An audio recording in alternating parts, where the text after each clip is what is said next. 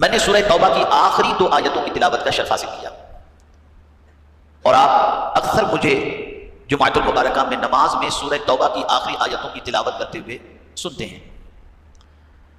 اب اتنا لگاؤ کیوں ہے اور ان آیات کے اندر اللہ عز و جل نے کیا تاثیر رکھی ہے،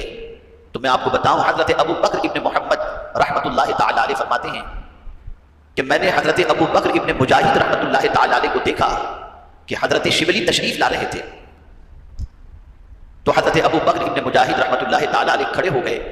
اور حضرت شبلی کی پیشانی کا بوسہ دیا۔ تو حضرت ابو بکر ابن محمد رحمۃ اللہ تعالی علیہ نے حضرت ابو بکر ابن مجاہد سے کہا کہ آپ نے شبلی کا بوسہ دیا، شبلی کے لیے آپ کھڑے ہو گئے، جبکہ پورا اہل بغداد شبلی کو دیوانہ کہتا ہے۔ تو قربان جائیے جواب پر حضرت ابو بکر ابن مجاہد رحمۃ اللہ تعالی علیہ فرماتے ہیں میں نے جیسا خواب میں حضور کو کرتے دیکھا ویسا ہی میں نے کیا ہے۔